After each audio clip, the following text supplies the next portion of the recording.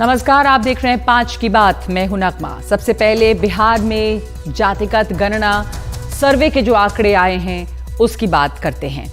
तो जातिगत गणना के आंकड़े जारी कर दिए गए हैं। बिहार में अनुसूचित जाति 19.6% है, अनुसूचित जनजाति 1.68% है।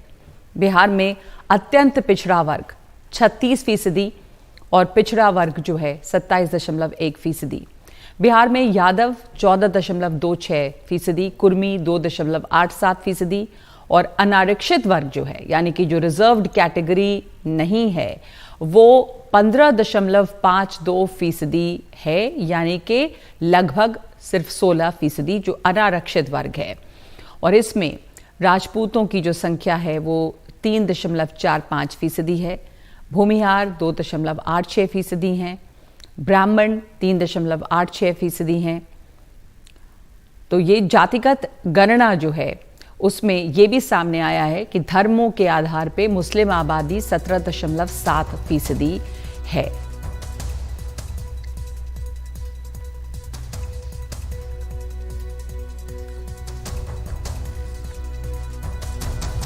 जातीय गणना की जो रिपोर्ट है उससे कुछ और बातें भी सामने आई हैं। जो धर्म के आधार पर जब गणना की गई तो उसमें ये सामने आया है कि जो हिंदू आबादी है वो 81.99% यानी लगभग 82% है, मुस्लिम आबादी 17.70%, ईसाई 0.05%, सिख 0.011%, बौद्ध 0.0851%, जैन 0.0096% और जो अन्य धर्म है इसके अलावा वो 0.1274%, यानी कि सबसे बड़ी आबादी हिंदू आबादी लगभग 82% है और मुस्लिम आबादी लगभग 18% है।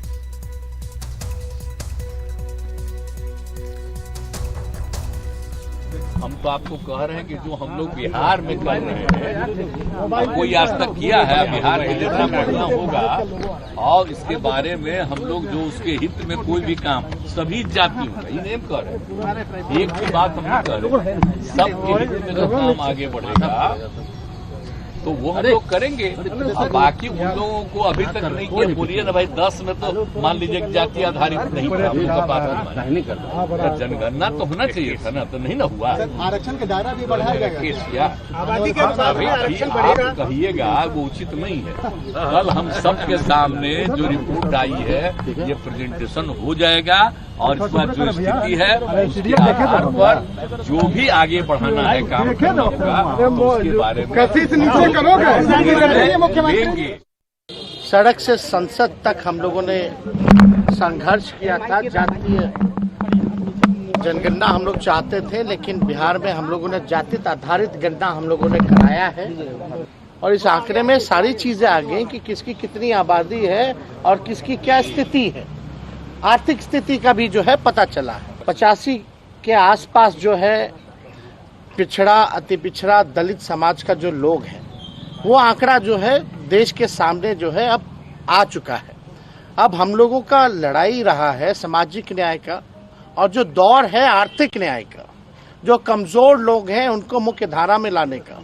तो सरकार की यही कोशिश होगी, यही प्लानिंग होगी कि जो साइंटिफिक जो डेटा मिला है उसी हिसाब से हम कल्याणकारी योजनाएं, जो लोग गरीब हैं, जो जातियां गरीब हैं, हालांकि गरीबी हर जातियों में है, तो उनके लिए जो है विशेष योजना जो है हम लोग बना करके लोगों को लाभ पहुंचाने का काम करें। तो इस पर तमाम राजनीतिक दलों की प्रतिक्रिया आ रही है। अब आपको सुनाते हैं बीजेपी इस पर क्या कह रही है। बीजेपी का ये कहना है कि जब वो बिहार में सरकार में थी तो उन्होंने जातीय गणना का निर्णय ले लिया था। सुनते हैं सुशील मोदी का बयान। भारतीय जनता पार्टी बिहार की जिस सरकार में शामिल थी उसी सरकार ने बिहार में जातीय गणना कराने का निर्णय लिया था और आज उसके आंकड़े सार्वजनिक हुए हैं। भारतीय जनता पार्टी उन आंकड़ों का अध्ययन कर रही है और अध्ययन करने के बाद ही कोई हम टिप्पणी करेंगे। परंतु राष्ट्रीय जनता दल या कांग्रेस उनकी इस जातीय गणना में कोई भूमिका नहीं है, क्योंकि ये उनकी सरकार का निर्णय नहीं था, ये हमारी सरकार का निर्णय है। तो जो भी आंकड़े आज रिलीज हुए हैं उन सारे आंकड़ों का पार्टी अध्ययन कर रही है और अध्ययन करने के बाद हम उस पर अपनी प्रतिक्रिया किया था। और अब दूसरी खबर पे बढ़ते हैं। बड़ी खबर है, आईसिस मॉड्यूल का भांडाफोड़ हुआ है। एनआईए की ओर से मोस्ट वांटेड घोषित शाहनवाज गिरफ्तार किया गया है। दिल्ली पुलिस स्पेशल सेल ने शाहनवाज को गिरफ्तार किया है। पुलिस ने आईसिस के 2 और संदिग्धों को भी गिरफ्तार किया। गिरफ्तार आतंकी के पास से आईईडी बनाने का सामान बरामद किया गया है। रिजवान अब्दुल्ला फयाज शेख की तलाश अभी जारी है। अब्दुल्ला फयाज शेख के ओमान भागने की भी आशंका जताई जा रही है। सूत्रों के मुताबिक विदेश में बैठे हैंडलर्स के इशारे पर बड़े हमले की तैयारी थी। त्योहारों के मौसम में आईसिस ने आतंक और हिंसा फैलाने की साजिश रची है, ये भी सूत्रों से खबर आ रही है। देश में इस्लामिक राज्य स्थापित करना चाहती है आईसिस। ये तमाम जानकारी जो है वो सूत्रों के हवाले से आ रही है। लेकिन पहले आपको सुनाते हैं कि इसके ऊपर दिल्ली पुलिस का क्या बयान आया है। आपको सुनाते हैं special commissioner Delhi police HES Dhaliwal का बयान। लास्ट मंथ एक एनआईए ने रिवॉर्ड डिक्लेयर किए थे 3 लोगों पे, जिन पे अलग अलग ब्लास्ट केसेस में उनकी इन्वॉल्वमेंट होने का आरोप था। और उनका एक मेन एक्यूज था मोहम्मद शाहनवाज। उसको आज सुबह उसके 2 साथियों के साथ, जिसमें मोहम्मद रिजवान अशरफ है और तीसरा मोहम्मद अरशद वारसी है, इनको अरेस्ट किया। हमारे साथ जुड़ रहे हैं मेरे सहयोगी मुकेश सिंह सेंगर, जो इस खबर पर रिपोर्ट कर रहे हैं और लगातार इसको फॉलो कर रहे हैं।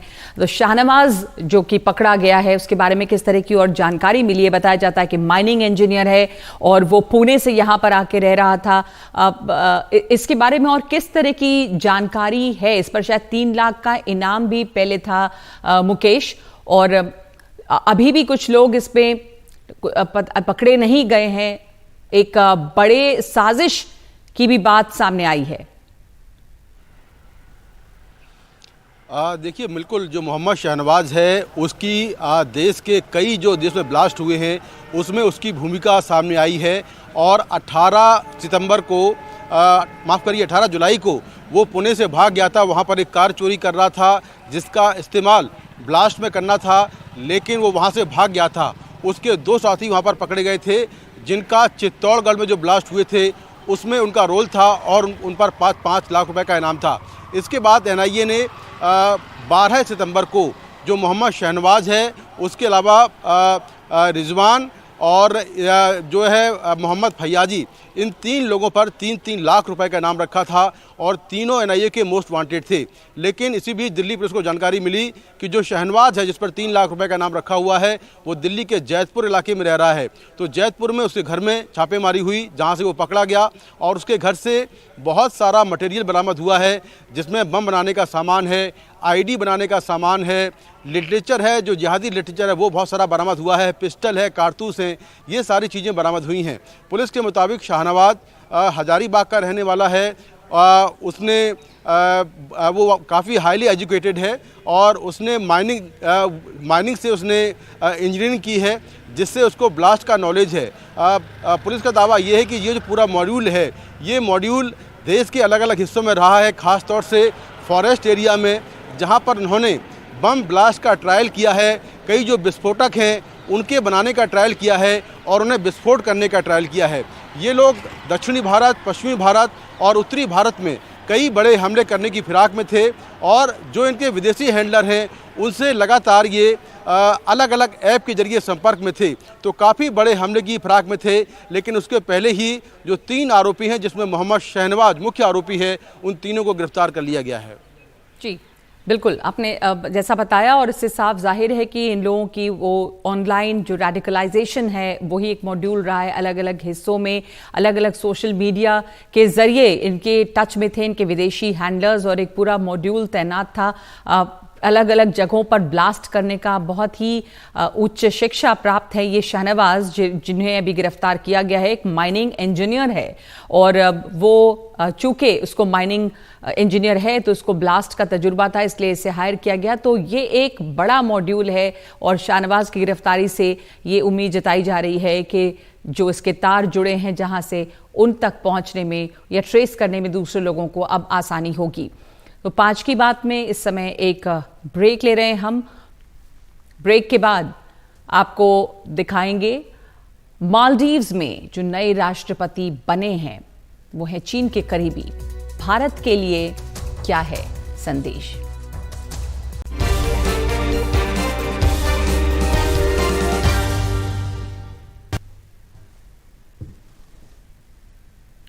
मालदीव्स में हुए राष्ट्रपति चुनाव में प्रोग्रेसिव अलायंस के मोहम्मद मोइजू राष्ट्रपति पद का चुनाव जीत गए हैं। मोइजू ने राष्ट्रपति इब्राहिम मोहम्मद सोलेह को हराया। उन्हें 53% वोट मिले हैं जबकि सोलेह को 46%। आपको बता दें कि मालदीव्स में राष्ट्रपति चुनने के लिए दूसरी बार वोटिंग हुई। इसके पहले 8 सितंबर को पहले राउंड की वोटिंग हुई थी जिसमें किसी को बहुमत हासिल नहीं हुआ था। मालदीव्स में चुनाव जीतने के लिए किसी एक उम्मीदवार को 50% वोट लाना जरूरी है। इस चुनाव पर मालदीव के साथ साथ भारत और चीन की नजर बनी हुई थी।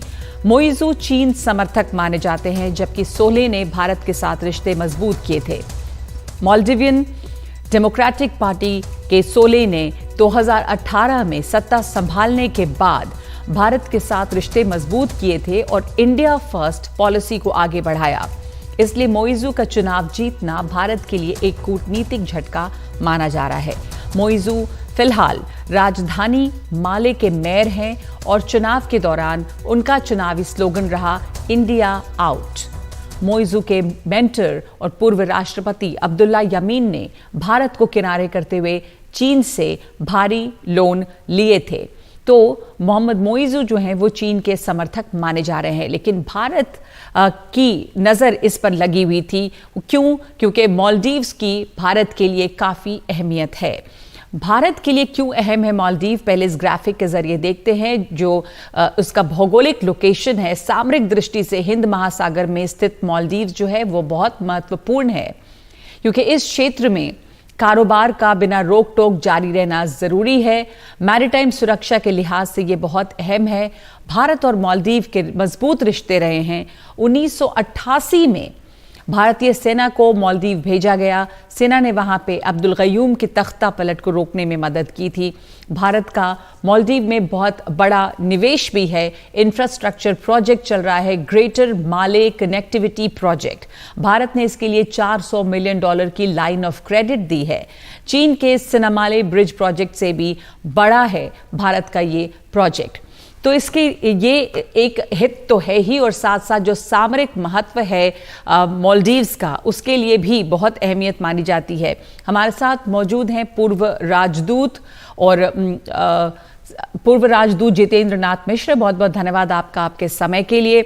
सबसे पहले तो क्या ये मोहम्मद मोइजू का चुनाव जीतना जो कि प्रो चाइना माने जाते हैं, जिस पार्टी से है वो, उसके पहले भी यमीन भी प्रो चाइना थे, एक डिप्लोमेटिक सेटबैक है भारत के लिए?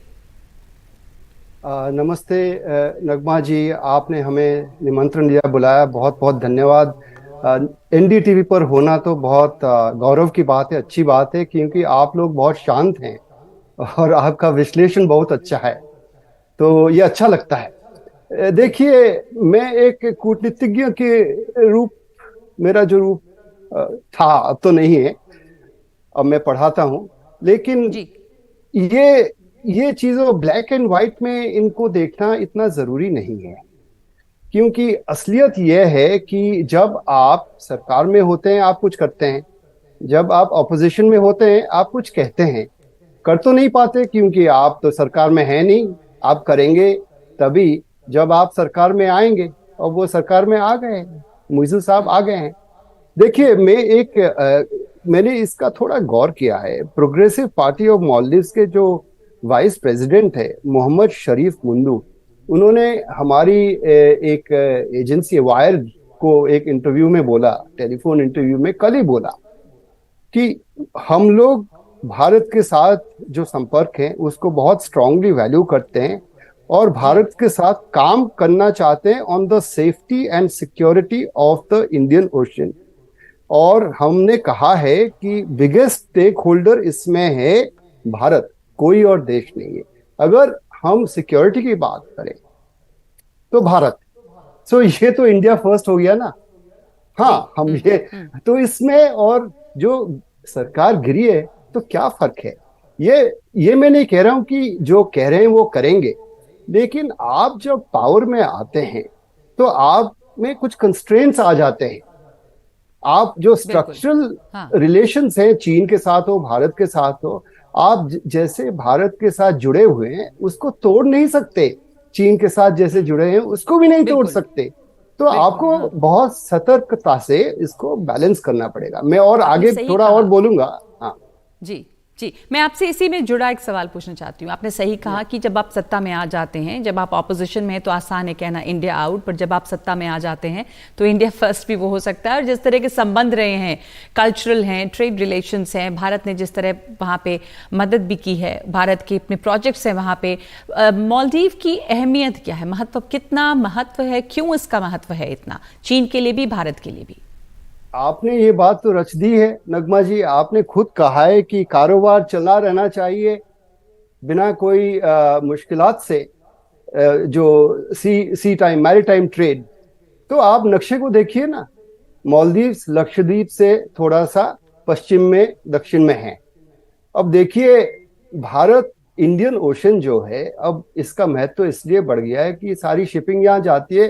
अगर चीन और भारत इतने शक्तिशाली इकोनॉमिक पावर्स बन चुके हैं और पश्चिम से पूर्व तक पावर शिफ्ट हो गया है सारे विश्व में, तो इसका मतलब है कि इंडियन ओशन की जो हिस्टोरिक इंपॉर्टेंस थी, इसका जो ऐतिहासिक महत्व था, आप in the first millennium, first 1000 years AD, तो वो दोबारा हो रहा है। मलक्काज में हमारे चोला लोग गए थे, उन्होंने मलक्का स्टेट को ओपन और फ्री क्यों रखना चाहा? शैलेंद्र एम्पायर के साथ युद्ध क्यों किया था चोला एम्पायर ने? For trade. तो ये हमारे लिए बहुत जरूरी है। और आपको ये हम याद भी दिलाएं हमारे दर्शकों को कि 2017 में क्या हुआ था। चीन ने कह दिया कि हम एक क्राइसिस नहीं चाहते हैं। उन्होंने चेतावनी दे दी थी भारत को, क्योंकि उस टाइम स्पेकुलेशन हो रहा था कि भारत इंटरवीन करेगा, क्योंकि उस टाइम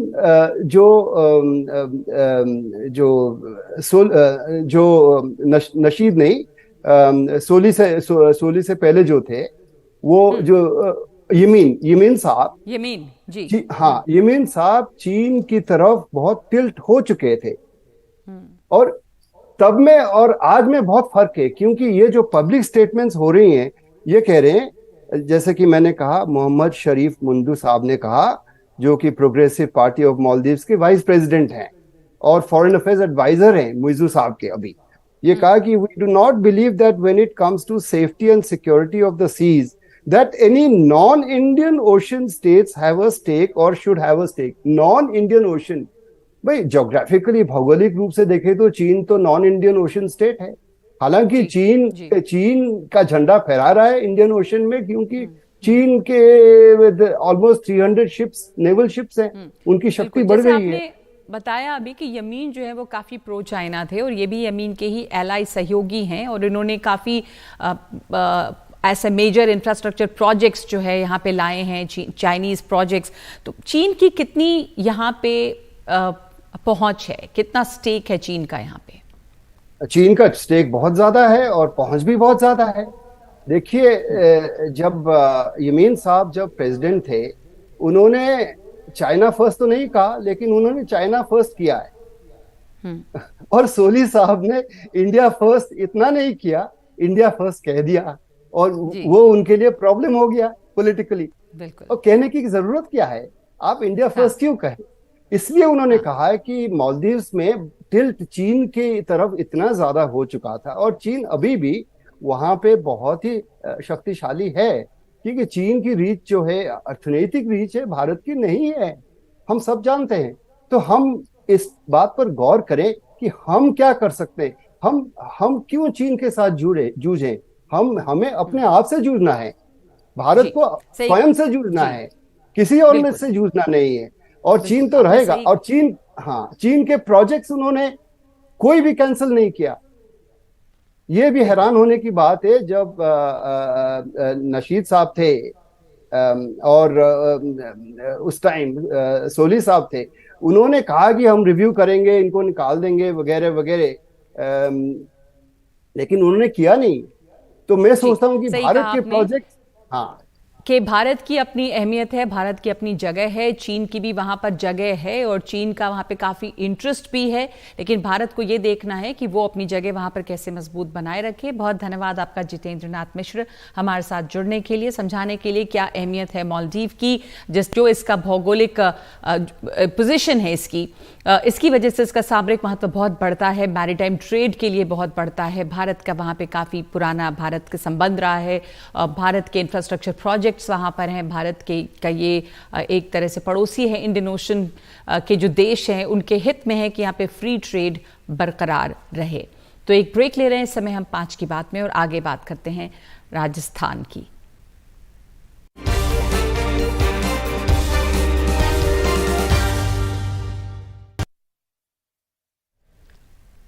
प्रधानमंत्री नरेंद्र मोदी राजस्थान के चित्तौड़गढ़ जिले के दौरे पे हैं। सबसे पहले प्रधानमंत्री वहां पे एक मंदिर में पहुंचे और सांवलिया सेठ के दर्शन किए। इसके बाद उन्होंने 7,000 करोड़ की विकास परियोजनाओं का उद्घाटन और शिलान्यास किया। इसके बाद प्रधानमंत्री ने रोड शो करते हुए रैली स्थल पे वो पहुंचे, जहां रैली के दौरान प्रधानमंत्री ने गहलोत सरकार और कांग्रेस पर कई सवाल उठाए।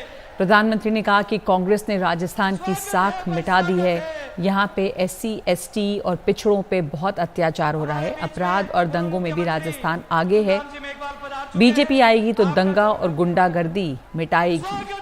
कांग्रेस चुनाव में झूठी घोषणाएं करती है, लेकिन इस बार गहलोत को विदाई का एहसास हो चुका है और अब राजस्थान में बीजेपी का आना तय हो गया है। आपको बता दें कि चुनावी राज्य राजस्थान में इस साल प्रधानमंत्री का ये 8वां दौरा है।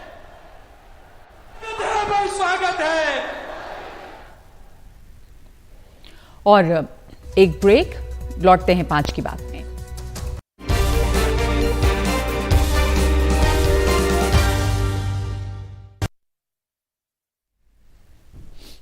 कोरोना के दौरान अपना काम करते हुए जान गंवाने वाले देश भर के पत्रकारों की याद में नोएडा में एक स्मारक बनाया गया है। कोरोना के दौरान देश भर में 497 पत्रकारों की मृत्यु हुई थी। नोएडा के सेक्टर 72 में बने इस पत्रकार राष्ट्रीय स्मारक का आज लोकार्पण किया गया। इस मौके पर एक यज्ञ का आयोजन हुआ, जिसमें बड़ी संख्या में पत्रकार, नेता और सामाजिक कार्यकर्ता शामिल हुए। काले संगमरमर से बने इस स्मारक पर 497 पत्रकारों के नाम लिखे गए हैं।